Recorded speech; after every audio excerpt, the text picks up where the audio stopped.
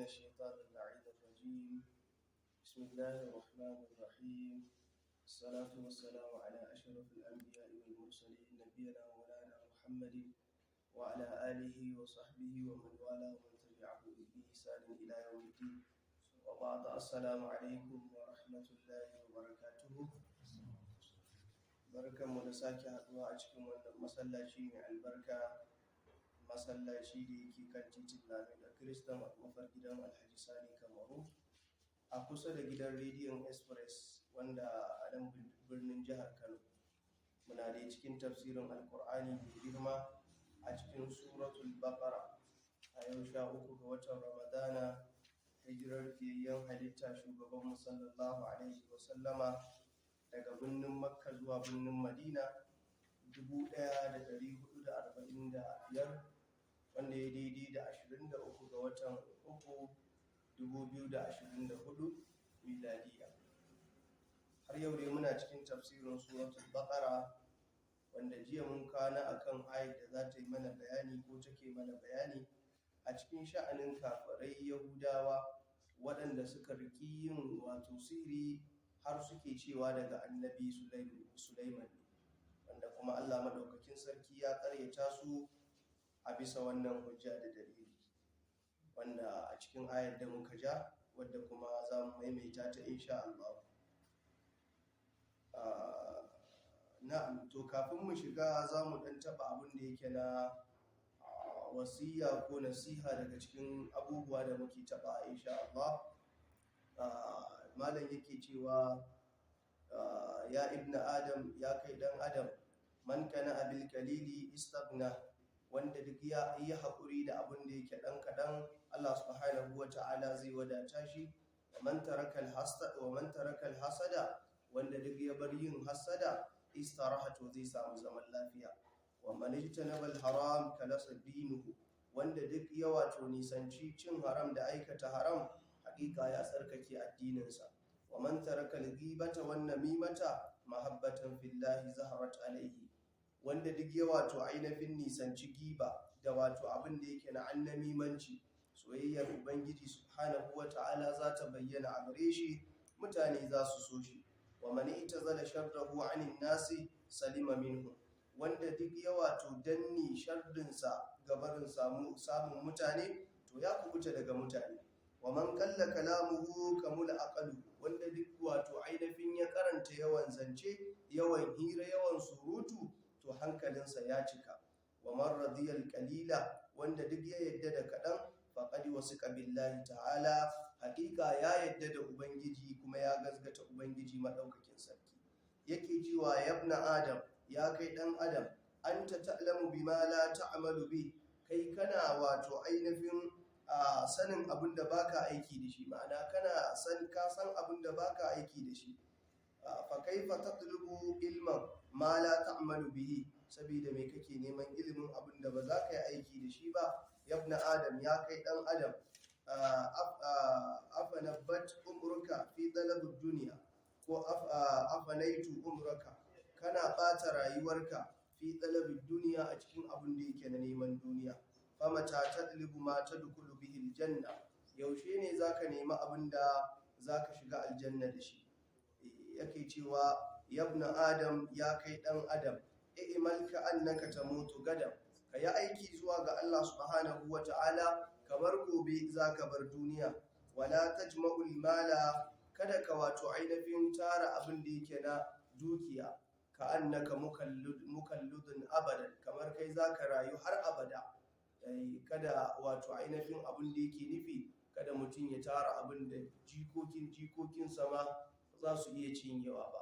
Yake cewa wanda zai zamanto ya duniya akrimi harisan alaiki, ya zai zamanto yana mai wato ainihin kiran duniya, yana mai kwaɗayi zuwa gare ta. wa ahrami zahidu fiki, su ka wato ainihin masu takawa da zuhudu suna yin wato ainihin zuhudu da yin watsi da ita. Allah subhanahu wata'ala ya samu dace, Allah ya amfana da mu abin da muka ji. Za mu shiga cikin tafsirin alkur'ani kai tsaye, kamar yadda jiya mun ja kuma mun fara bayani. insha Allah za mu tashi akan gabar a yau insha Allah. Bismillah. أعوذ بالله الشيطان الرجيم بسم الله الرحمن الرحيم نعم. واتبعوا ما تتلو الشياطين على ملك سليمان وما كفر سليمان ولكن الشياطين كفروا يعلمون الناس السحر وما أنزل على الملكين ببابل هاروت وماروت وما يعلمان من أحد حتى يقولا إنما نحن فتنة فلا تكفر ويتعلمون منهما ما يفرقون به بين المرء وزوجه وما هم بضارين به من أحد إلا بإذن الله ويتعلمون ما يضرهم ولا ينفعهم ولقد علموا لمن اشتراه ما له في الآخرة من خلاق ولبئس ما شروا به أنفسهم لو كانوا يعلمون. Jiya mun kawo wasu daga cikin abubuwan da suka wakana a ƙarƙashin wannan aya, kamar yadda daga cikin malaman tarihi da asbabun nuzuli suke cewa wato shi sanadin saukar ayan nan Yahudawa ne suka ɗauko wasu ɗalamusansu suke yadawa suke cewa suke cewa wannan daga annabi Sulaiman ne. Bayan lokacin da manzon Allah sallallahu alaihi wasallama yake lissafa annabi Sulaimanu daga cikin annabawan Allah subhanahu wataala, su kuma shaidanu daga cikin Yahudawa sai suka ce ai ba annabin Allah bane. Dalili kuwa mun samu wasu rubuce-rubuce na tsafi daga gare shi wanda yake tabbatar mana shi ba annabin Allah bane. Shikenan sai suka dinga bin abin da shaidanu ne, shine Allah yake cewa wattaba'u ma tatlu shayatinu ala mulki Sulaiman, sai suka dinga bibiyar abin da yake na wato abin da shaidanu suka dinga ba su labari ko suka zo musu da shi a cikin sha'anin mulkin annabi Sulaiman. To kamar yadda yake shaidanu ne suka wato ainihin rubutu a cikin takardu, sai suka daga inda annabi Sulaimanu yake yin sallah sai suka zira. Bayan da annabi Sulaiman ya koma zuwa ga Allah sai suka fito da wannan takardu, sai suke yadawa suke cewa ai annabi Sulaimanu shi ya karantar da su wannan dalamusan. Ma'ana dalamusai wasu rubututtuka ne wanda kwata-kwata ba su da wata ma'ana, ba su da wani amfani, kuma cutarwa suke ba sa amfanarwa. Kamar yadda akwai malamai wanda sun yi maganganu kamar dan hodiyo Allah ya kara masa yadda a cikin wato littafin sa na Nurul Albab shafi na 9 irin bugun gardi irin na hannu, yana magana cewar a nisanci irin wannan dalamusai wanda suka zamanto bata ne. Amma kuma akwai rubututtuka wanda su kuma magani ne. Wayancan dalamusai ana yin aiki da shedanun aljanu da kuma rafanai ruhanai wanda akan cutar, akan yi abubuwa marasa amfani. Amma kuma akwai wasu rubututtukan wanda ake yi har a sha wajen warkarwa kuma a warke. Akan yi amfani da su wajen wato tsarin kai daga wasu cututtuka ko wasu abubuwa na cutarwa masu cutarwa. To su kuma waɗannan su ma daban, wanda a makarantun allon sanannu ne irin waɗannan akan yi amfani da su. To amma kuma waɗanda duk suka zamanto na cutarwa, to su ne ake magana haramun ne kai tsaye. Amma wanda za a yi a warkar da mai sihiri, wanda aka yi wa sihiri, wanda za a yi wa mutum ya sha na rashin lafiya kowace irin cuta, wannan babu laifi. Allah madaukakin sarki ya samu dace. To shine yake faɗa yake cewa ala mulki Sulaiman, a cikin sha'anin mulkin annabi Sulaiman. Shikenan Allah madaukakin sarki yake raddi ga su waɗannan kafirai Yahudawa da suke ambata annabi Sulaiman daga cikin waɗanda suke batattu kuma masu yin sihiri. Allah ya ce wa ma kafara Sulaiman, annabi Sulaimanu bai kafirce ma ayoyin Allah ba, walakin da shayatina kafaru, sai dai shaidanu su ne suka kafirce ma Allah subhanahu wa ta'ala. Yu'allimuna an-nasa sihira, suke karantar da mutane sihiri. Ma unzila alal malakaini, waɗanda ba a saukar da su ga mala'iku guda biyu ba. To a nan gurin akwai maganganu na malamai wanda kamar yadda Ibn Abbasin Allah ya ƙara masa yadda yake cewa su mala'ikun nan ko kuma wasu wato mutane ne guda biyu, ko kuma mala'iku ne mala'ika Jibrilu da mala'ika Mika'ilu, kamar yadda ayoyin da suka gabata suke nuni zuwa ga sun nuna adawarsu ƙururu ga waɗannan mala'iku, to sai suke musu sharri cewar su suke saukar da wannan sihiri da tsafi. To sai Allah madaukakin sarki ke raddantarwa cewar ba mu saukar ga waɗannan mala'iku ba, kamar yadda wasu malaman kuma suka ce a'a ba haka bane. Abun nufi akwai wasu mala'iku da Allah subhanahu wata'ala ya aiko a wani lokacin Annabi Sulaiman ko bayan Annabi Sulaiman. Shikenan ana akwai wata kyakkyawar mace a cikin garin. Sai ta zo take tambaye su gaya mata a lokacin akwai abun da ake faɗa, in aka faɗa kawai za ka ji ka kayi sama, sai ka ji ka a cikin sararin samaniya. Shikenan sai ta zo take tambaye su gaya mata abin da za ta yi sama. Shikenan sai suka gaya mata, suna gaya mata sai ta yi sama.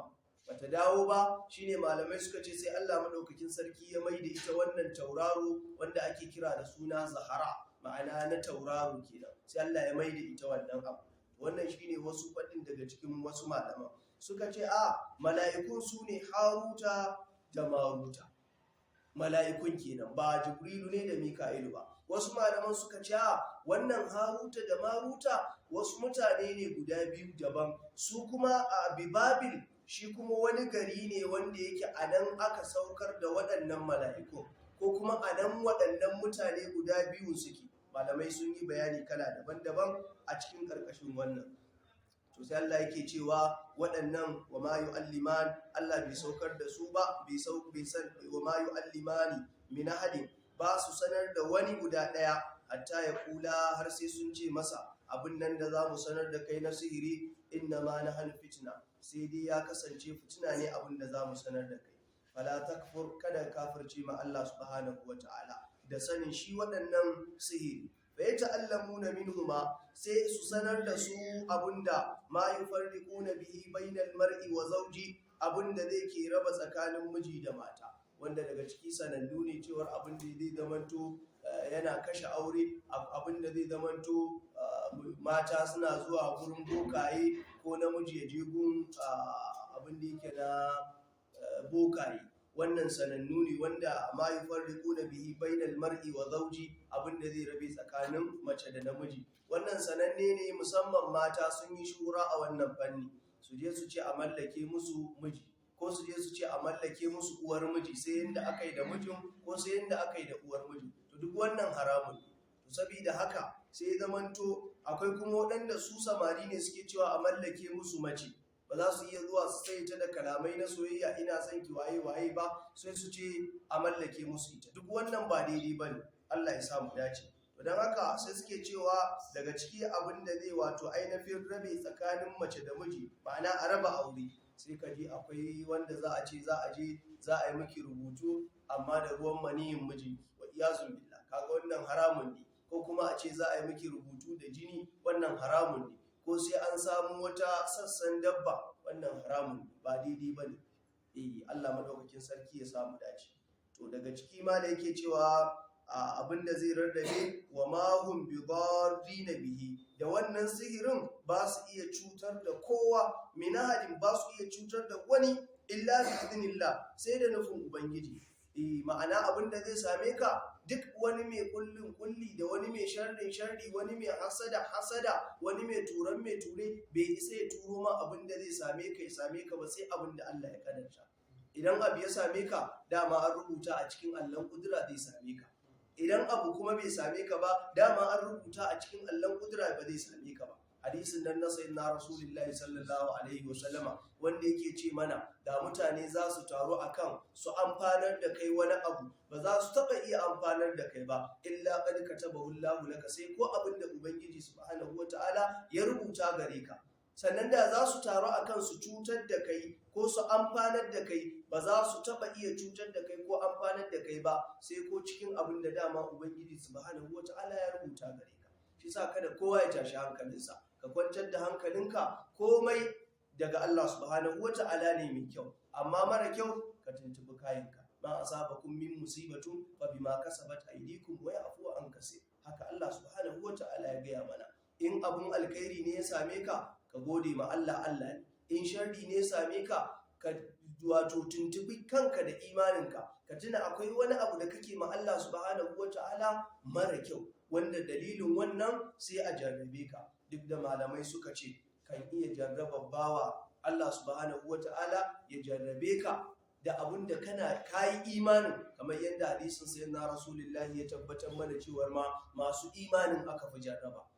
Kololuwar wanda za a jarraba, yau a jarrabe ka da wancan, gobe cikin dukiyarka, jibi cikin 'ya'yanka, gata cikin matanka, gata kaza kaza kaza, to ka gode ma Allah subhanahu wata'ala. Allah yana son ka, domin afahasiban nasu ayyutraku ayyaqulu amanna wa hum la yuftanun. Allah ya ce yanzu shin kwa ce kun yi imani kawai sai a kyale ku, ba za a jarrabe ku ba?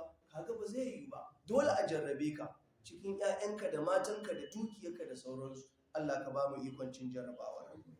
To bayan haka sai malam yake cewa a cikin wannan faɗi na Allah subhanahu wata'ala, wala yanfa'uhum, kuma ba su iya amfanar da kowa. Walaqad, Allah ya ce haƙiƙa tabbas, wannan lamun ɗin lami ce ta rantsuwa. Alimu, su Yahudawan sun sani, lamanishtarahu, abinda zai zamanto sun samu sun siya, ma'ana zai zamanto fansa ne gare su, malahu fil akhiratu min kalaq, ba su da wani rabo a lahira. Ma'ana sun riki wannan sihirin sai ya zamanto sun yi asarar lahirarsu. Duk wanda ya riki yin sihiri ko ya riki, kamar yadda manzon Allah sallallahu alaihi wasallam ya gaya mana, mutum ba zai je gun boka ba sai ko ibadarsa ta kwana 40 babu ita, kuma sai ya ce a zuciyarsa, ko da bai faɗa ba, cewar babu Allah, Allah ƙarya ne, aikin Allah ƙarya ne, ayoyin Allah ƙarya ne. Babu wanda zai je gun boka, ko da kuma bai gaskata ba. Idan kuma ya gaskata abin da boka ya faɗa masa, to wannan ya yi asarar imaninsa, ya yi asarar duniya da lahira. Allah ka tsare. Shi yasa irin wannan ba shi da amfani. Mutum ya je gurin boka, shi ma bai iya amfanar da kansa komai ba, bari ya amfanar da kai. Ina ma da za ka riki sirrika irin na salatin manzon Allah, da sai ka samu duk abin da kake nema. Idan da za ka riki irin su sirrin iyaka na abudu wa iyaka nasta'in, da ka samu wato ainihin duk irin abin da kake nema. Domin Allah madaukakin sarki ya zuba sirrika a cikin irin waɗannan abubuwa, ga su nan ba adadi. Allah ya samu dace. Saboda haka sai yake cewa ba su da rabo a cikin gidan lahira, shine rabon min kalaq, shine aljanna. Ba su da rabo, ana ba za su shiga aljanna ba. Wala bi'sa masharu, Allah ya ce tun da abin da suka siya din, bihi anfusahum, wato suka ba da kayukansu aka ba su shi. Law kanu ya'lamun, da a ce sun san haka. To a nan gurin malamai sun yi bayani, kamar yadda dama jiya mun yi alkawarin za mu kawo bayani akan haka, cewar hadisi a cikin Bukhari da Muslim sun zo akan cewar wai an yi wa manzon Allah sallallahu alaihi wasallama sihiri.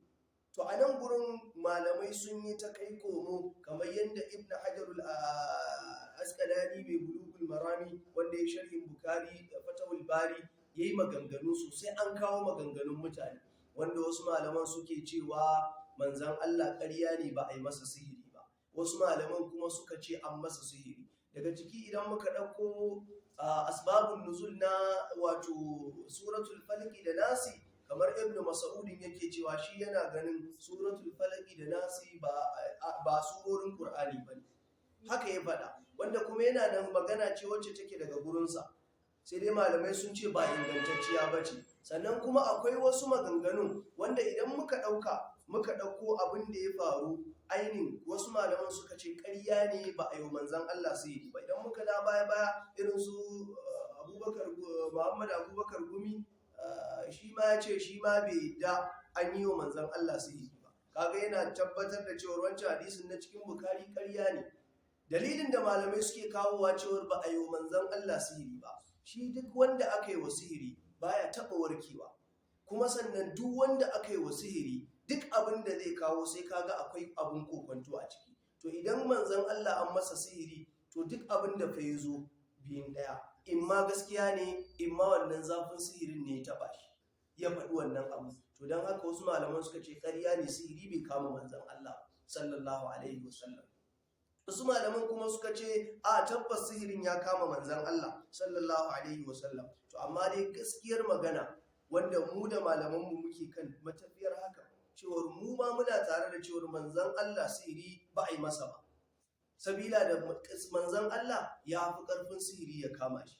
Sai dai wasu malaman sukan yi wani shagube, su ce a'a an yi sihirin amma bai kama manzon Allah ba, amma an koyar da mu yadda za mu yi ruqiyya idan sihiri ya kama mutum, wanda idan muka ɗauko kamar yadda malaman duk suka kama na malaman wato abin da yake na likitanci na musulunci suka kawo, wanda Imam Suyuti ya kawo cikin dubbin nabawi nasa, ga sunan manyan malamai irin su Al-Qadi Iyad duk sun kawo maganganu irin waɗannan. To za mu ɗan ɗauka abin ma da ya faru a cikin waƙi'a lokacin da aka yi wa manzon Allah sallallahu alaihi wasallama idan ya tabbata ya inganta, kamar yadda hadisi ne wanda Imam Bukhari ya rawaito shi, kamar yadda muka ambata, yake cewa wato ainihin kana rasulullahi sallallahu hadisi ne daga sayyida Aisha Allah ya kara mata yadda, kana rasulullahi sallallahu alaihi wasallama sahara hatta kana yara annahu ya'ti nisa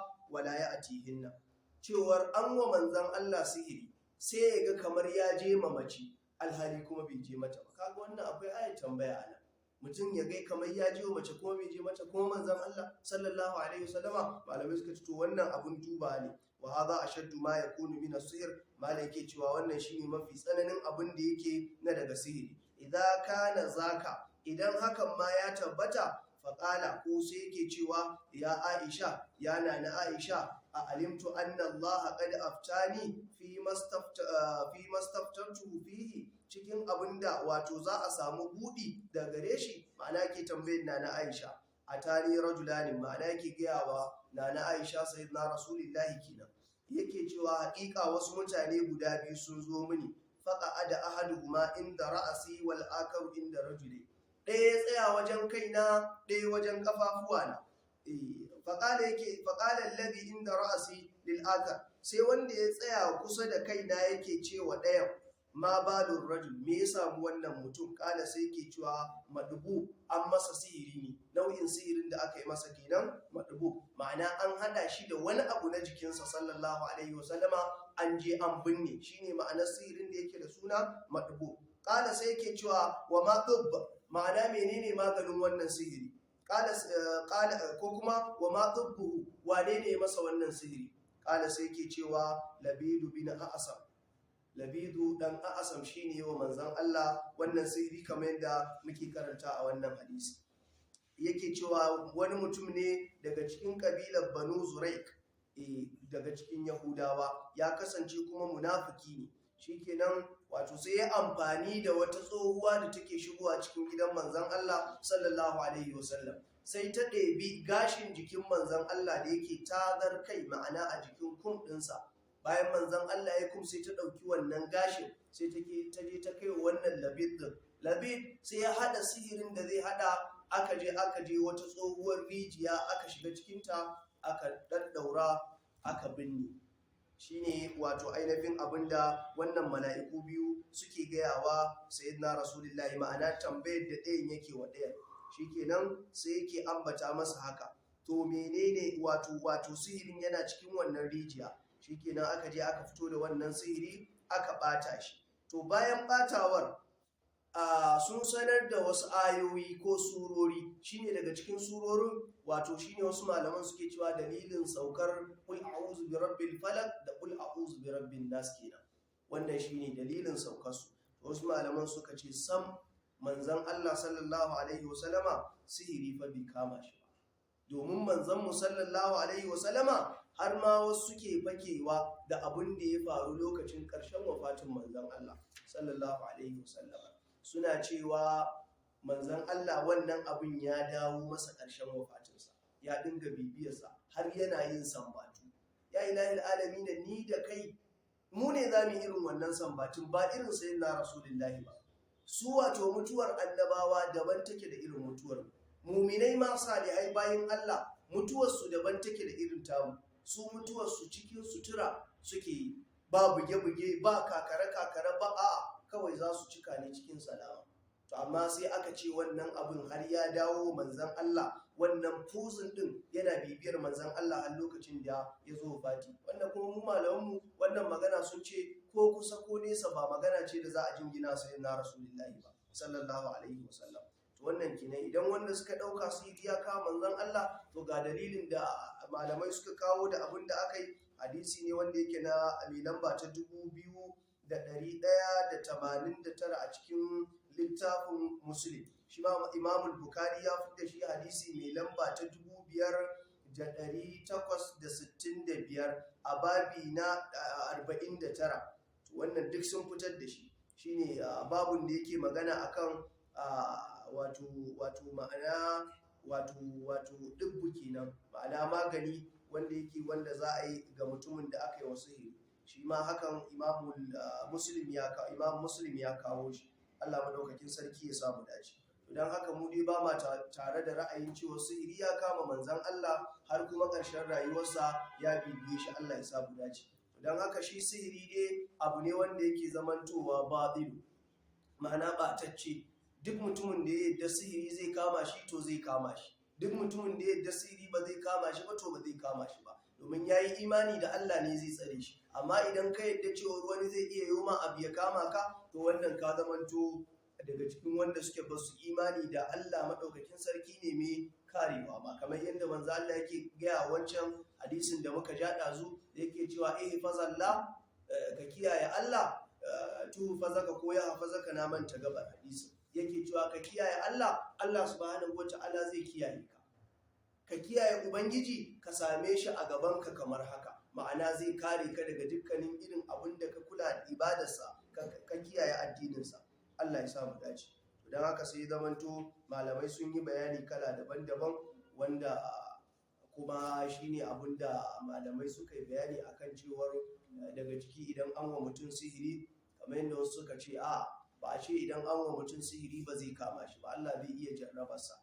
Idan aka jarrabe ka da wannan, kamar yadda dan Abdullahi Gwandu cikin Masalihul Insan a ƙarshen babi wajen ƙarshe ya kawo ayoyi da abubuwa wanda ya kamata idan an yi wa mutum sihiri ya dukufe su, wanda daga ciki idan mun dan ambaci kaɗan a babin rowa, akwai irin abin da ya haɗar da irin su ganyen magarya da irin su man zaitun da irin su man za'afaran, turaren za'afaran da irin su almiski, wajen abin da za a haɗa su da ayatul kursiyu da adadi da irin su tabbatiya da irin su suna da yawa, wanda Allah subhanahu wata'ala ya samu dace. Allah ya tsare mu daga sharrin mai sharri, Allah ya shirye da mu hanya madaidaiciya. A takaice dai wannan aya tana nuni mana zuwa ga abin da ya shafi wato ainihin sihiri da makirci. Sannan kuma malamai sun yi sabani, kamar yadda Imam Malik ya tafi akan cewa idan aka kama wanda yake sihiri boka, hukuncin kisa ne a kansa kawai, ba za a bashi damar tuba ba. Wasu malaman suka ce za a bashi damar tuba. To Allah ka tsare mu, Allah ka shirye da mu hanya madaidaiciya. نعم. ولو أنهم آمنوا واتقوا لمثوبة من عند الله خير لو كانوا يعلمون. Allah madaukakin sarki yake gaya mana a cikin wato ainihin wannan, yake cewa walau annahum, cewar da a ce su waɗannan Yahudawa amanu bin nabi wal qur'ani, sun yi imani da manzon Allah sallallahu alaihi wa sallama wal qur'ani da alqur'ani, wacce kuma sun yi wato taqawa, sun ji tsoron Allah, sun ji tsoron azabar Allah, sun bar aikata sako, sun bar aikata wato abin da yake na sihiri, to Allah madaukakin sarki yake cewa la masubatun min indillahi, da sun samu sakamako na lada daga wajen ubangiji, khairun shine mafi alkhairi, law kanu ya'lamu, wanda a ce sun san haka, amma ina ba sani ba. Na يا أيها الذين آمنوا لا تقولوا راعنا وقولوا انظرنا واسمعوا وللكافرين عذاب عليم. To abin da ya faru a nan, Yahudawa ne suka yi cewa manzon Allah sallallahu alaihi wasallam ra'ina. Wasu malaman suka ce a dama tsakanin sahabban manzon Allah, idan manzon Allah ya yi magana kamar yadda idan aka yi magana an fahimta su ce na, to shi kenan irin misalin kwatankwacin wannan, idan manzon Allah ya yi magana sai sahabbai su ce ra'ina, mun ji kuma mun fahimta kuma muna kwaɗayi a cikin maganarka, ma'ana mu masu gobe ne, mun sallama, shi kenan sai su faɗa haka. Su kuma a harshen Yahudawa in an ce ra'ina mummunar kalma ce, ma'ana zagi ne, to shi kenan sai suke gaya wa manzon Allah, har in sun gan shi su ne masa ɗan kira, suna laɓewa su ce ra'ina, ma'ana wai suna zagin manzon Allah sallallahu alaihi wasallam. Shikenan sai Allah ya sanya saddu zari'a ga ga su mu'minai cewar ya ayyuhal ladina amanu ya ku waɗanda suka yi imani la taqulu ra'ina kada kuke cewa ra'ina ma'ana ku daina ma faɗin ra'ina din kuma ma'ana kuna faɗin ta ne da kyakkyawan niyya to kuma ku daina faɗi wa qulu zurna wasma'u idan manzon Allah ya yi magana wacce ba ku fahimta ba ku ce dan tsahibta mana saurara mu fahimta ma'ana in muka fahimta shikenan wasma'u ku saurara walil kafirina azabun alim kafirai suna da azaba mai radadi ma'ana ita wannan kalma ta ra'ina kalma ce mummuna kamar yadda Ibn Abbasin Allah ya kara masa yadda yake cewa ma'ana su Yahudawa idan suka faɗa suna faɗi ne don cin mutunci da zagi zuwa ga manzon Allah idan kuma muminai sun faɗa suna faɗa ne don kwaɗayi da neman ƙarin bayani daga manzon Allah in yayi bayani ma'ana idan yayyayye sai su ce manzon Allah ra'ina dan saurara ma'ana mu rike abin da aka gaya mana sai kuma a ƙara mana su kuma a harshen Yahudawa in an ce ra'ina zagi to shikenan akwai wato ainihin wani sahabi na manzon Allah sallallahu alaihi wasallam wanda ake kiransa da Sa'ad bin Mu'az sai shi kuma yana jin harshen Yahudanci sai ya zo yake gaya wa manzon Allah sallallahu alaihi wasallam kuma ya samu waɗannan Yahudawa ya ce musu daga yau sai yau duk ran da na ƙara ji kun faɗi wannan kalma ta ra'ina to na rantse da girman Allah sai na cirewa mutum wuya kuma tsinuwar Allah ta tabbata a gare ku da kuke gaya wa manzon Allah sallallahu alaihi wasallama mummunar kalma tur da ku Allah wadaran halin to shine wannan daga cikin abin da Ibn Abbas yake faɗa wannan kuma shine idan suka faɗa sai su kwashe wa manzon Allah da dariya kamar da yadda masu izgili suke in suka ga mutum ya taho a hanya sai a kama masa dariya ana yi masa ɗan kira har da fito da irin abin da ya zamanto na dariya a mai da mutum sha-sha-sha to irin wannan suka kama wa manzon Allah sallallahu alaihi wasallama shi sa da wannan manzon Allah sallallahu alaihi wasallama yake cewa babu wanda zai yi wato ainihin irin wannan sai wanda ya zamanto ainihin kafiri ma'ana irin wannan izgili da cin mutunci wanda shi sa malamai suka ce da wannan suna na laƙabin banza ya zamanto haramu kada mutane suke jifa kamar yadda a wani gun Allah ya faɗa suke jifan junansu la yaskar qauman min qaumin a sai ayyakunu khairan minkum kada mutane suke jifan junansu da munanan sunaye wane kira su da tsokanan wane duk irin wannan Allah subhanahu wata'ala ya haramta Allah ya samu dace na'am ما يود الذين كفروا من أهل الكتاب ولا المشركين أن ينزل عليكم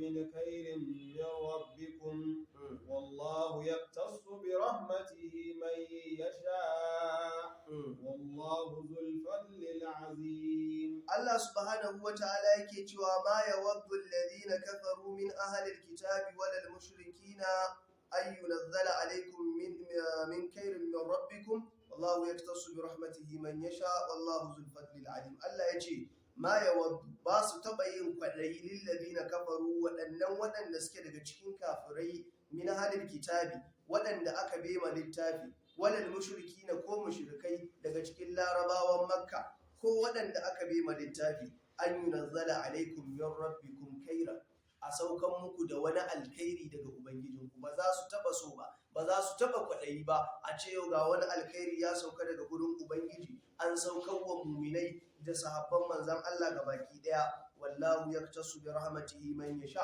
Allah yana kebantar rahamarsa da wato falalarsa ga wanda ya so wallahu zul fadlil azim Allah ubangiji ma abucin falala ne mai girma ma'ana suna bakin ciki kamar yadda mun yi bayani cewar dan me za a saukar wa manzon Allah sallallahu alaihi wasallama littafi to sai suke hasada da bakin ciki to sai Allah yake cewa to ai ba za su taba yin kwadayi dama a saukar muku da wani alkhairi ba to malamai sun yi bayani a nan gurin sai suka kama cewa to idan ma gaskiya ne a cikin abin da aka saukar masa din idan gaskiya ne ma to dan me zai ke wato ainihin abubuwa wanda ya zamanto na juye-juyen alƙibla in gaskiya ne abin da aka saukan masa na ما ننسخ من آية أو ننسها نات بخير منها أو مثلها ألم تعلم أن الله على كل شيء قدير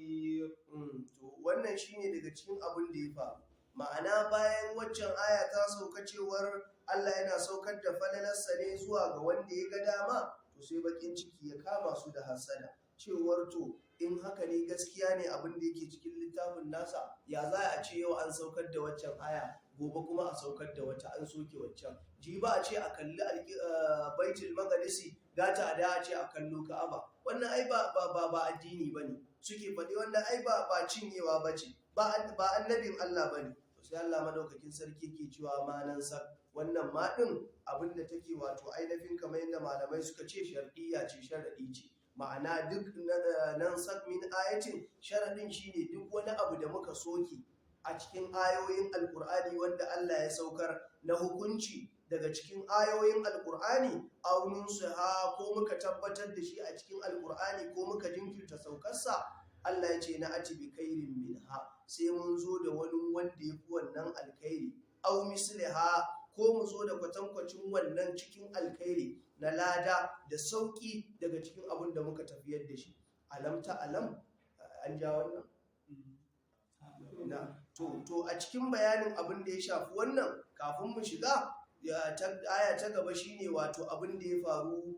Malamai sun yi bayani kala daban-daban, wanda idan muka ɗauki bayanin sayyidina Ali karramallahu wajahu, wata rana ya shiga masallaci a garin Kufa, sai ya je tadda wani malami yana yin tafsirin alkur'ani kamar haka, sai yake tambaya cewar wane ne wancan, sai aka ce ai malami ne mai wa'azi, sai ce ba haka nake so na ji ba, sunansa nake so na ji. Sai aka ce ai wane ne dan wane, sai aka sai ce kai wane dan wane, ka san nasi wal mansukh, ma'ana ayoyin da Allah ya saukar wasu an soke su, hukuncin yana nan, tilawar tana nan, wasu kuma an soke su, tilawar bata nan, hukuncin baya nan. Sai ido ya raina fata, sai ya tsit ya ce ban sani ba. Sai ce to kar in ƙara ganin ka a masallacin nan, kar kuma in ƙara jin ka kana yin wa'azi da sunan wai kana yi mutane wa'azi da sunan kana fassara alkur'ani. To a nan gurin malamai suka yi bayani, suka ce shi nasikh wal mansukh a cikin alkur'ani abinda ake nufi shine kamar misalin kwatankwacin kamar hadisin da ya zo daga manzon Allah sallallahu alaihi wasallama, wasu sun tashi da daddare za su karanta alkur'ani, da suka tashi za su karanta gabaki ɗaya sai suka ji sun manta wannan surar da suke son su karanta, kuma duk ita ce ita kadai. Shikenan da safe da aka zo gurin manzon Allah suka yi sammako, sai suka zo suka samu manzon Allah, ya rasulullahi, ɗaya fa sai fara faɗi, ya rasulullahi jiya na tashi da daddare zan karanta alkur'ani sai kawai na manta wannan sura da zan karanta, sai na manta ta.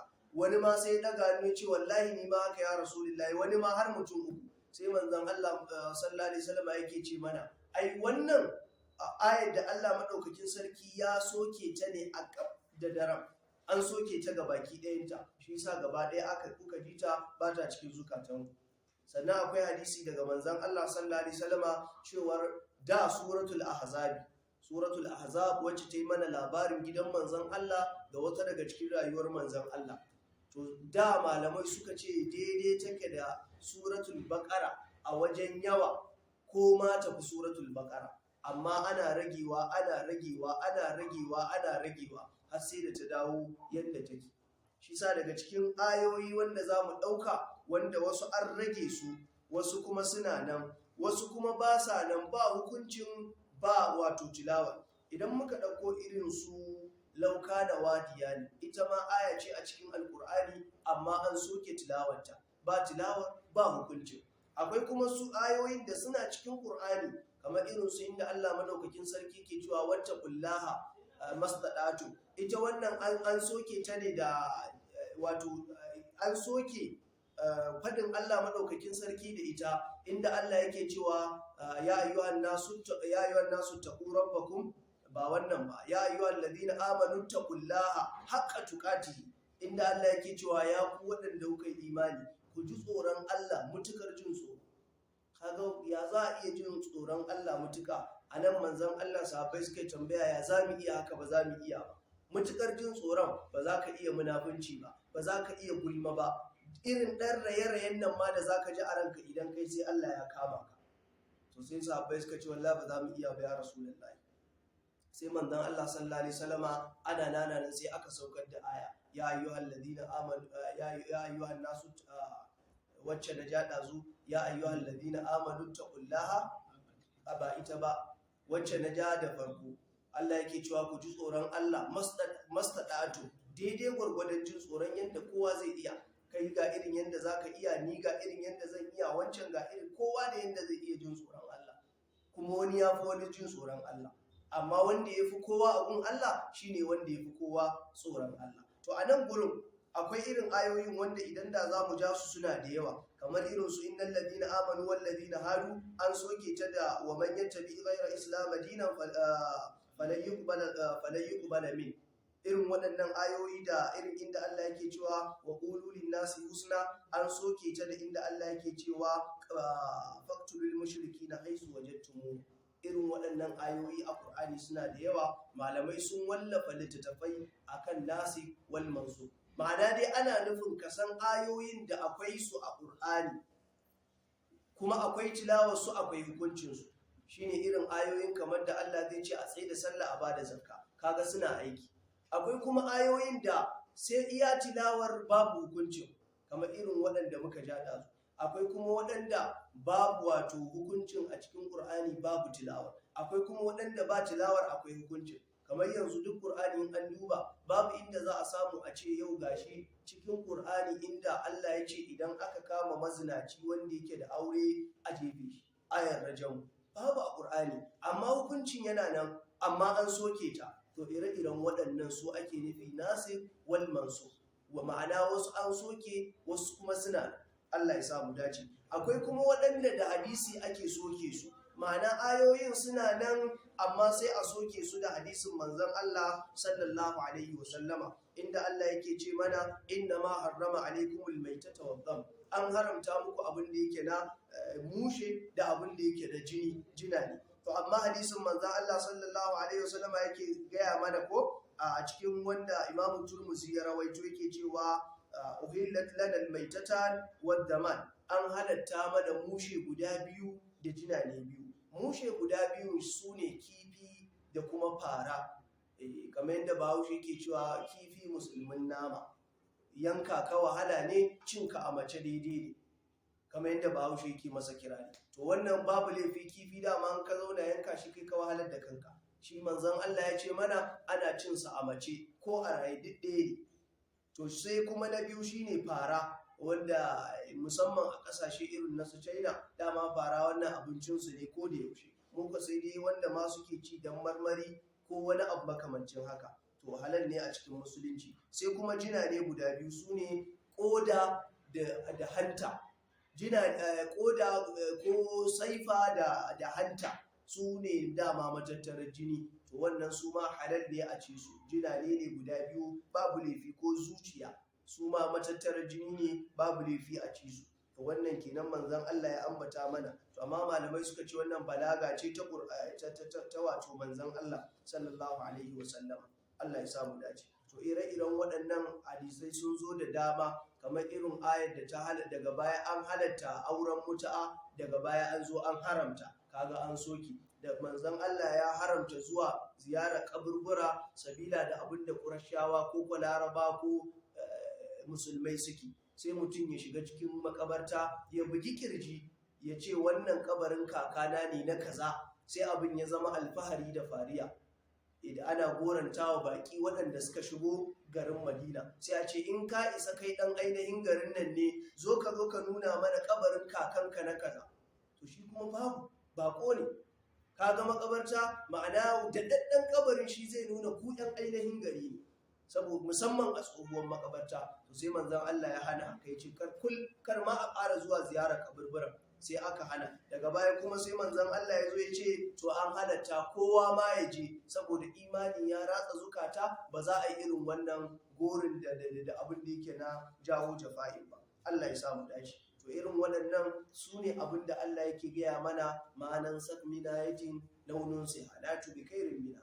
To wannan shine a cikin abin da Allah yake gaya mana. Akwai ayoyin da an soke, wasu kuma tilawar ce, wasu kuma ba tilawar babu hukuncin, suna nan da yawa. Allah madaukakin sarki ya samu na ألم تعلم أن الله له ملك السماوات والأرض وما لكم من دون الله من ولي ولا نصير. Allah madaukakin sarki yake cewa alam ta alam shin ba ku sani ba annallaha lahul mulku samawati wal ard, mulkin sammai da kasai mulkan wa kalkan wa abidan na ga Allah subhanahu wa ta'ala, wa ma lakum min dunillahi ba ku da wato ainihin koma bayan ubangiji min waliyin daga wanda zai zamanto majibincin lamari wala nasirin ko wanda zai taimake ku. In an ce alwali ma'ana kalmar wanda zai zamanto mai taimako, taimakon a kowane irin taimako ne cikin rayuwa, taimako ne cikin ya koyar da kai sanin Allah. Shi sa Allah madaukakin sarki ya kirawo da su waliyai na gaskiya, kamar yadda akwai wani malami ya rubuta littafi mai suna auliya'u shaitan wa auliya'ur rahman, ma'ana waliyan Allah da waliyan shaitan. Akwai waliyan Allah bayin Allah, kamar yadda kullum muna faɗar su a gurin nan, sufaye manya-manyan shehinnai, inda Allah yake kuma yake gaya mana a cikin alkur'ani ala inna awliya'ullahi la khawfun alaihim wa la hum yahzanun, cewa su waliyan Allah ranar alkiyama ba su da tsoro, ba su da damuwa, ba su da bakin ciki. Amma duk wanda ba waliyin Allah ba, shi sa malamai suka ce to ta nan kowa zai iya zama waliyin Allah. Ta yaya ake zama waliyin Allah? Ka tsaya tsayin daka cikin bautar Allah. Da me waliyai suka samu walici, ma'ana sun same shi ne ta hanyar bauta Allah shi kadai, da kuma ambatansa shi kadai. Ware duk lokacin rayuwa sai ka samu wali ba shi da wani abu sai zikiri, ko yaushe ka same shi kawai ambatan Allah. Shi sa wanda suke ambatan Allah sun ji daɗin su, wanda ba sa yi kuma za su je su haɗu da Allah. Allah ya samu dace. To sai Allah yake cewa ba su da wani wanda zai taimake su, ba su da wani wali majibincin lamuransu. Allah madaukakin sarki ya faɗa mana wannan. na أم تريدون أن تسألوا رسولكم كما سئل موسى من قبل ومن يتبدل الكفر بالإيمان فقد ضل سواء السبيل. A nan gurin abin da ya faru, Allah madaukakin sarki yake gaya mana a cikin abubuwan da duk aka kawo dinnan, sai kuma suka zo suna tambayar manzon Allah sallallahu alaihi wasallam. Sai Allah yake ba mu labari, yace am turiduna, yanzu shin kuna nufin an tas'alu rasulukum, ku tambayi wato manzanku kama su ila Musa min qabl, kamar yanda wato ‘yan uwanku suka tambayi annabi Musa tun gabanin haka. Wa man yatabaddal al-kufra bil imani, wanda duk ya jirkita kafirci da imani, ma'ana ya lalata imanin sai koma kafirci, faqad dalla sawa as-sabil, haqiqa ya kauce ma hanya madaidaiciya, tafarki wanda yake miƙaƙƙe, tafarki wanda Allah subhanahu wata'ala ya yarda da shi.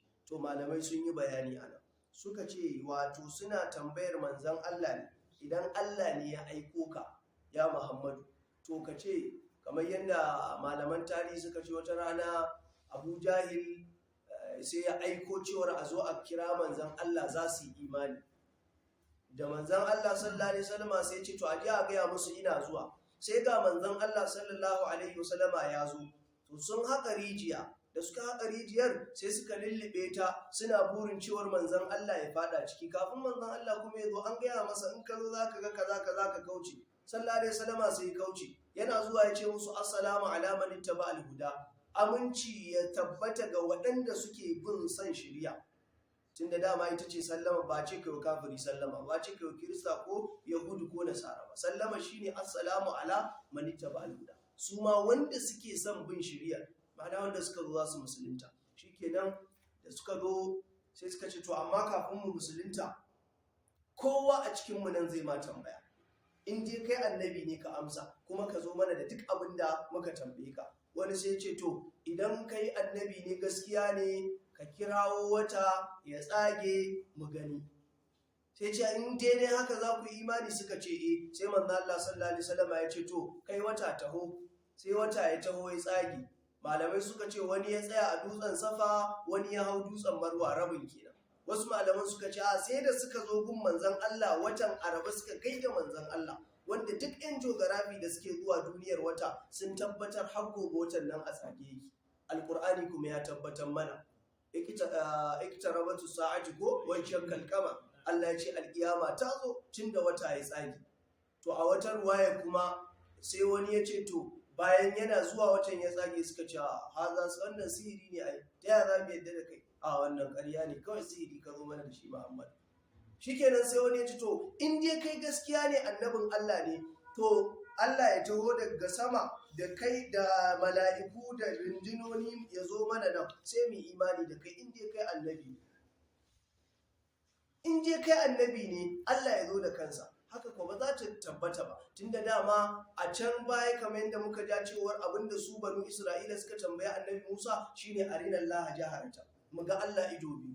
Allah bai yarda da haka ba kuma to shine anan ma suka ce to in dai haka ne ka kira Allah ya taho daga sama shi da rundunarsa mu ga cewar shi yace abota masa kai annabin Allah ne. Wani ko ya bude baki ya ce to idan dai kai annabin Allah ne an ce utubi bin Rabi'a ne ibn Rabi'ata da ya buɗe baki an ce shi wawa ne sai ya buɗe baki sai ya ce idan kai annabin Allah ne wai sama ta rikito kawai sai ta taho kanmu sai shi Abu Jahal ya ce ashe kai banza ne mahaukaci ne ba mu sani ba idan ta taho waye zai tare ta babu wanda zai tare ta to shikenan manzon Allah sallallahu alaihi wasallam suka yi imani da shi wata ruwaya kuma aka ce Asi bin Wa'il ne yazo da abin da yake na kaza a hannunsa da zakara sai ya koyo ta a bayansa sai suke tambayar manzan Allah kuma yana kallon gaba sai suka ce in dai kai annabi ne ka gaya mana me a hannunmu manzan Allah kuma an gaya mana yana gani ta baya ko yana gani ta gaba kama yara man amamahu kamar yadda yake gani ta gaban sai yana gani ta baya sallallahu alaihi wasallam to shikenan sai ya ce kaza guda biyu ne a hannunka ɗaya budurwa ɗaya uwa da kuma zakara guda ɗaya ita kazar ma budurwar kwai ne a cikinta sai ce har ka gani kuma har da kwai sai ya ce yi mana in kana so ma a tabbatar ma sai a ce ta yi yanzu sai manzo Allah ya ce sai ce to umarce ta buga sai ce to aje ta yana aje ta sai manzo Allah ya ce to ke kaza ki kwai sai gashi kaza ta saki kwai tana saki sai ya ce kuma manzo Allah ya ce kuma zakara ne ma a cikin kaza sai ce har ka gani ya ce in kana so a kishe ta yanzu sai a yi sai ce to a yi magani sai ce ajiye zakaran kai zakara kinkishe wannan kwai sai zakara ya hau ya kinkishe wannan kwai sai suka ce ai wannan ba komai bane sihiri ne wanda manzon Allah sallallahu alaihi wasallama dama ba sa faɗin haka ne su ce Muhammadu suka ce sihiri ne wanda kai Muhammadu ka saba shi ba za su yi imanin ba to shine Allah yake gaya mana am turiduna shin kuna nufin an tas'alu rasulukum ku tambayi manzanku kama su ila Musa min qablu kamar yanda aka tambayi annabi Musa tun gabani wa man yatabaddal al-kufra bil imani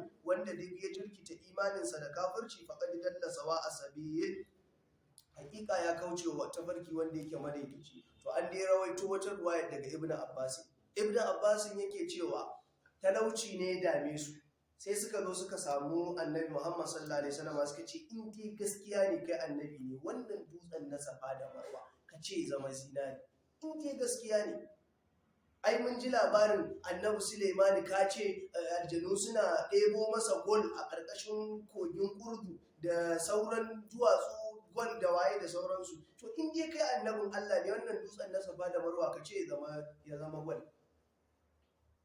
aka ce in dai aka ce ku mayar za ku yi imani Allah ya ce ba za su yi imanin ba rabu da su kawai ko da ka mayar ba za su yi ba tun daga wayancan ayoyi an nuna musu amma ba su yi imanin ba shikenan sai manzon Allah sallallahu alaihi wasallama ya ce musu ba za ku yi imani ba ko an muku haka kuma ba su yi imanin ba shi yasa ya zamanto daga cikin abubuwa wanda ya zamanto an hana a musulunci jayayya to su kuma kafirai in dai jayayya ce sun kware shine musu kaza gaskiya ne kaza ƙarya ne kaza ƙarya ne kaza gaskiya ne shi yasa ni daga cikin abin da nake gani kawai wahalar da kai ne a zauna ana waiwa da yana muƙabala da wani yana muƙabalantar wani wahalar da kai ne kawai kai da kake kai da abin da kai da kake kai ba za ka canza ka dana ba ni ma ba zan canza in dana ka ba in dai ba da tabbacin cewa abin da kake kai wanda na yarda idan na bi ka gaskiya zan bu ba za abu ba kowa yanzu kawai musu yake nema Allah ka raba mu da haka Allah ya dora mu a hanya madaidaiciya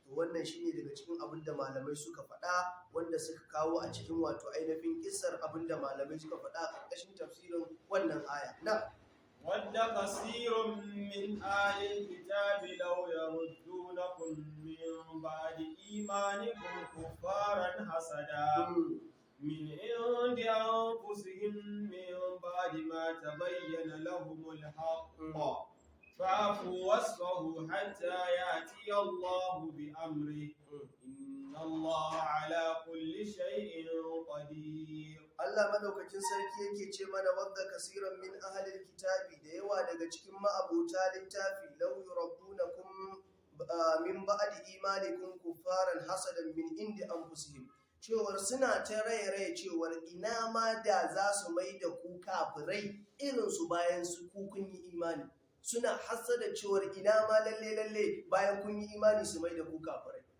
lalle burin su yanda suka zama kafirai kuma su bayar da ku kafirai, shine burin su. To sai Allah yake cewa wato abin da yake a ransu, min ba'di ma tabayyana lahumul haqq, bayan gaskiya ta bayyana gare su shine manzon Allah sallallahu alaihi wasallam, sai Allah ya ce to ya rasulullahi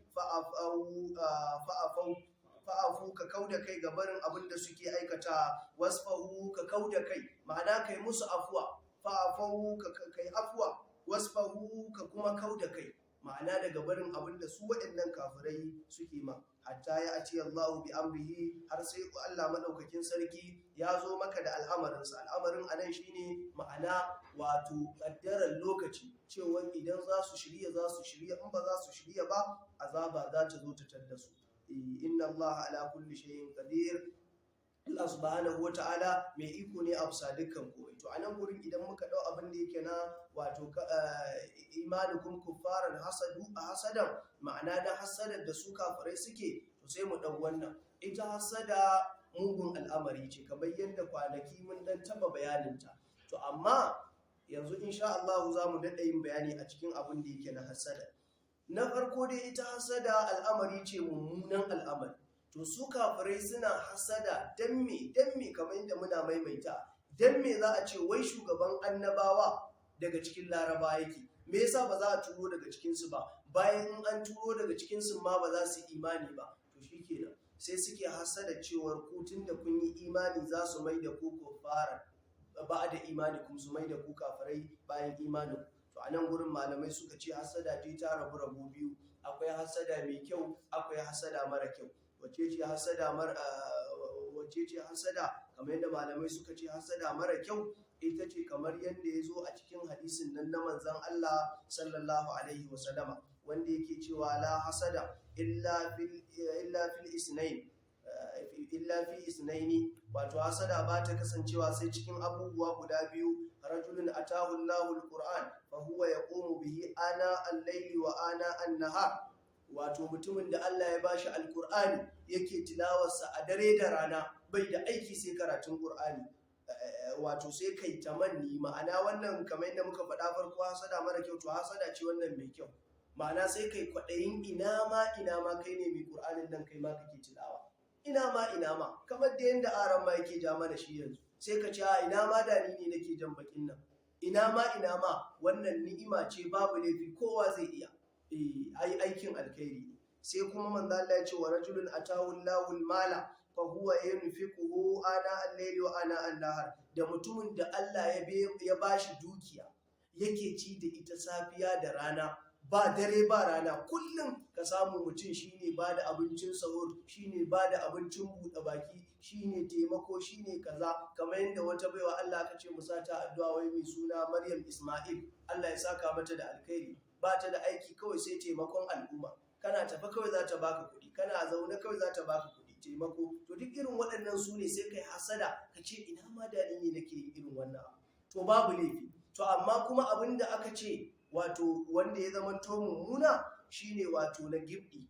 Malamai suka ce gibdi sai ka zo Allah madaukakin sarki yawa mutum ni'ima, ka gan shi gashi Allah ya bashi tarin kuɗi, gashi Allah ya bashi sarauta, ko Allah ya bashi wani abu, sai ka ji ina ma ya rasa ni na samu. Wannan shine hasada ta bakin ciki ta gibdi, wanda manzon Allah sallallahu alaihi wasallama yace ita ce mummunan hasada, kamar yadda a cikin alkur'ani Allah yake gaya mana am yahsaduna nasa ala ma atahumullahu min fadli, shin yanzu sa dinga yi wa mutane bakin ciki da hasada a abinda Allah madaukakin sarki ya basu na falalarsa, kamar yadda abin da yake faruwa kenan, musamman yanzu mafiya yawan wanda suka fi hasada ba wasu bane, su ne malamai. kamar yadda yake. Dama akwai masu hikima suka ce abubuwa ne guda hudu aka ɗauko tallansu aka rasa suwaye za su sauke sai ko waɗannan abubuwan. Na farko an ɗauko tallan zalunci aka rasa suwaye za su sauke zalunci su saya sai shugabanni, sarakuna, masu mulki su kadai suka ce a kawo zaluncin nan za mu siye shi komai tsadarsa, aka ajiye suka siya. Sai abu na biyu shine hassada, aka ɗauko tallan hassada aka zo duk ana waye zai sai hassada, malamai suka ce a ajiye ta mu ne za mu siya komai tsadarta za mu siye ta. Na uku shine wato ainihin kiyana, ha'inci, aka zo da ha'inci ana tallan sayan kasuwa suka ce a zo a ajiye shi mu za mu siya ha'inci komai tsadarsa. Na hudu shine wato ainihin abin da yake na kaidi da makirci, mata an ɗauko tallansa mata suka ce a zo a ajiye makircin nan da wannan iya shegen za mu siye shi. Shi sa Allah yake ba mu labari ko inna kaidukunna adim, haƙiƙa kaidin ku mata mai girma ne. To kaga a nan gurin abubuwa guda hudun nan dukkan suna faruwa. Yanzu zaluncin shugabanni kullun karuwa yake, hasadan malamai kullun karuwa take. Ka duba irin maulanmu da Professor Ahmad Ibrahim Makari, limamin Abuja, wanda kullun hasada ake masa akan wai dan me za a dauki dan dariƙa a bashi masallacin Abuja shugabancin limanci, wanda kuma shi limanci ba ruwansa da wani dan kaza ne wani dan kaza ne. Wane ne Allah ya bashi falala, wane ne Allah ya bashi dacewa da iyawa da abin da ya kamata, wanda wallahi ko kafara ba za mu ba. Idan ka tara daga cikin malamai 100 ka samu 90 wanda suka yi kwatankwacin kamun kafa da shi ba za ka samu ba. Sabila da shi cewa shi me Allah subhanahu ta'ala ya falalanta shi da falalarsa irin wacce Allah ya musu daga gidan maulanmu wato ainihin Sharu Ibrahim Sani, wanda falala ce Allah madaukakin sarki ya girke ta nan. In dai kana neman gida wanda Allah ya yi musu ilimin hadisi, to ka je nan Allah madaukakin sarki ya tattare ya ba su. Kamar yadda dama Maiduguri sananniya ce a ilimi, kishiyanta ta dama Kano ce da Zaria, Allah ya sa mu dace. To sai ake musu wannan hasada, wai dan me, kamar yadda maulam namu yake faɗa yake cewa shi ba wai an aje shi inuwarsa ce a gurin. Idan ka je kana tunanin shi ne zaka tadda ba shi bane, inuwarsa ce Allah ya aje, domin shi ma ya ce umarni ne yake cika. Tunda maulanmu Professor Ahmad Ibrahim Makari umarnin Sharu Sani yake, kamar yadda shi ne ya ajiye shi a gurin a matsayinsa na muftin Najeriya, shi Sharu Sani, Allah ya kara musu lafiya baki daya. To hasada ce kawai, wai dan me har da kiran sarkin musulmi ana dan me sarkin musulmi ba zai tube shi ba, kamar irin wanda aka kama a ce da zina ko aka kama da sata ko cin kudin masallaci, ba ko daya. A'a, dan kasantuwarsa dan dariƙa kamar kowa, dan kasantuwarsa babban malami masani Allah, kamar yadda maulanmu, kamar yadda kullun abin da yake bayyana, ba a taɓa samun malami a Najeriya wanda in ka zage shi zai kau da kai ba. In ka zage shi ta can zai juya kyaudan maka da kai ta can, in ka zage shi zai tafi yaban mako. Kullun yana cewa in wani ya zage shi kar ma ka ɗauko zagin ka kawo masa. Shine Ahmad Ibrahim Makari, duk wani liman a ƙarƙashin sa yake, limamin juma'a ne ko kamsu salawata a ƙarƙashin sa yake, domin shi wato gwamnatin ƙasa ta mallaka wato limanci. Allah subhanahu ta'ala ya samu dace, Allah ya iyar da mu, Allah ya shiryar da mu. To hasada mugun ciwo ce kamar yadda Bahaushe yake faɗa, hasada mugun ciwo, Allah ka tsare mu da ita. Waɗannan abubuwa da duk aka lissafa, Allah ka shiryar da mu hanya madaidaiciya, Allah ka ba mu ikon bin abin da yake na daidai, Allah ka tsare mu, Allah ka tsare imanin mu, Allah ka tsare mu, ka tsare imanin mu. Kamar yadda musamman kwanan nan akwai wani abu da ya faru akan da shi Professor Ahmad Ibrahim Makari. A kwanakin nan cikin azumin nan ya je taron Rabi'atul Alam, na taron duniya na malamai daga kasashen duniya daban-daban, wanda kuma a kwanan nan an samu wani malami yana zagin sa, yana cewa malam Professor ko matakin ilimi, matakin kamar a ce dan firamare bai kai ba, kawai ya samu sunan ne na Professor, kawai ya samu sunan ne. Wanda kuma maulan Professor daga cikin irin ayyukansa yana karantarwa, yana da zawiyoyi kamar yadda ya gado daga gurin malaminsa, yana da abubuwa wanda yake nema, wanda daga ciki ina cikin kungiyar da ya kafa ta Qafilatul Mahabba, wanda duk ranar Juma'a kafin zuwan azumi mukan fita duk masallatan Juma'a da kamsu salawati muna zuwa ana yin kamar irin wa'azi duk ran juma'a, ana kiran mutane a daina kaza a daina kaza. Kullum kuma shi burinsa a haɗe kan al'umma, kamar yadda Allah yake cewa wa tasimu bi hablillahi jami'a. To wannan shine burinsa. Amma kuma dama ba za ka taɓa zama wani ba sai an maka hasada. Ba za ka taɓa zama abin da kake so ka zama ba sai an ma hasada. Kamar yadda manzo Allah yake cewa shi kullum ma'abocin wanda ake wa hasada, ai kullum wanda yake da wata ni'ima to ma'abocin a yi ma hasada ne. To idan an ma hasada kamar taki ne ake ɗiba a cikin ƙasa ake ƙara shi, sai ka yi haƙuri ka ci gaba da yin abin da kake don Allah ka jure.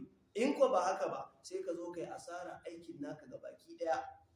Amma haƙurin shi ya fi, domin dukkanin abin da ka sani wanda Allah ya tun daga, kamar yadda malamai suka ce farkon abin da aka fara saɓan Allah da shi shine hasada da girman kai.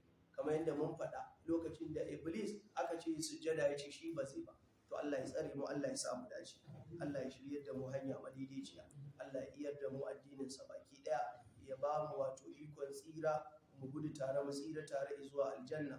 Allah ya ji kan magabatan mu, malaman mu, ilmul qur'ani matanan wa tafsira, Allah ya saka musu da gidan aljanna.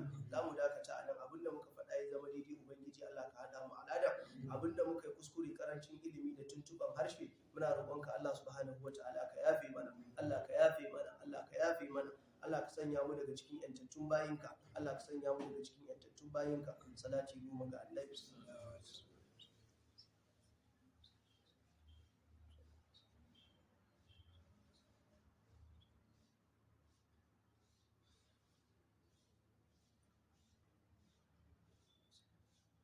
Istighfari haidala.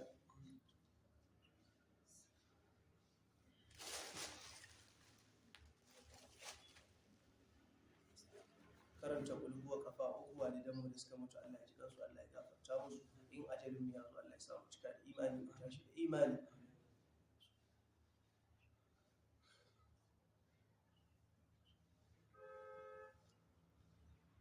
Fatiha kafa daya, kowa da bukatun sa na alkhairi Allah ka biya masa. Wanda suke cewa mu sa su cikin addu'a, mun yi tawassuli da wannan ibada, Allah ka biya ma kowa bukatun sa. Allah ubangiji damuwoyin mu Allah ka yaye mana, Allah ka shiga cikin lamuran mu.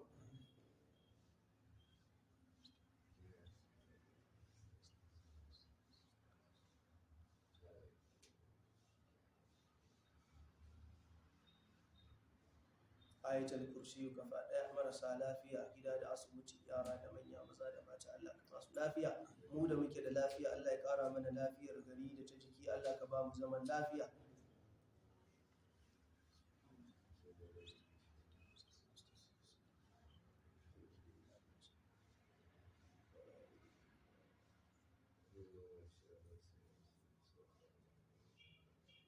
Cika da Fatiha, salatul Fatiha.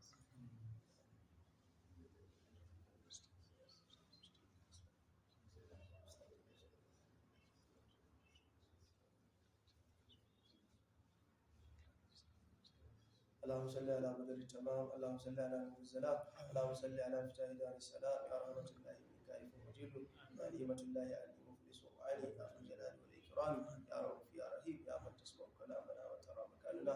اللهم ببركة صلاة عليه جعلنا بصلاة عليه من الفائزين، وعلى هوده من الواردين الشاربين، وبسنته وذاته من الآمنين، ولا تول بيننا وبينه يوم القيامة يا رب العالمين.